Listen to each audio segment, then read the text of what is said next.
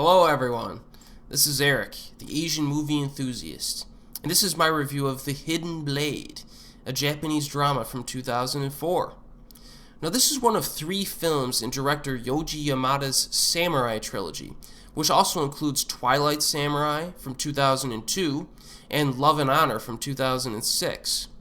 Now Yamada has directed a huge number of movies throughout his career, dating all the way back to 1961. His Tora-san film series includes 48 titles that were made over a period of 25 years. That's some serious dedication to one character. I have not seen any of those films as of yet, but I'm sure I will eventually.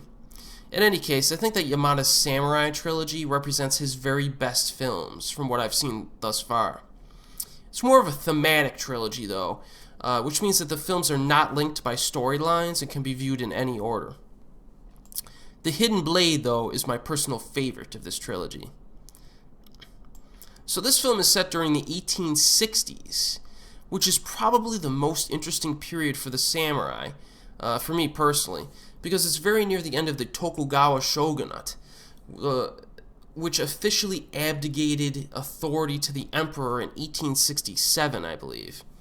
And the reason I find this period so interesting is because there are so many dramatic themes that are universally understandable, even to Western viewers. So you have the theme of samurai becoming obsolete, which is something no one wants to be. You have the friction between the shogunate and the emperor, which was kind of interesting, and that power balance. And then you have the westernization of Japanese weaponry and a shift of focus towards industrialization. So there's a lot of kind of interesting stuff going on during this period.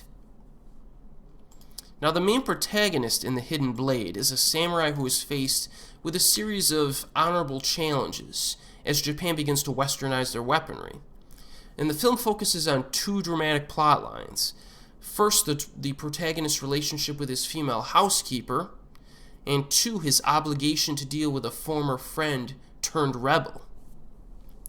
And both of these stories are developed very well here. The housekeeper relationship, though, hit me the hardest emotionally, mostly due to the hardships that she suffers, and the excellent chemistry between the actress, who is Takako Matsu, and the lead actor, who is Masatoshi Nagase. So they play off one another very well, and there's really good chemistry between these actors. Now, the friend-turned-rebel obstacle is also successful because it forces our protagonist to act against his own will for the honor of his clan, basically, which provides a lot of internal conflict for him. It also allows for the introduction of a despicable chief retainer who will earn the viewer's ire. So the story and the characters are excellent in this movie, and that's really the foundation here. The acting is solid all around. The period settings are effectively showcased. You have good production values here, which is common for a lot of Japanese samurai films, but it is very good here. Some very nice photography and cinematography, too.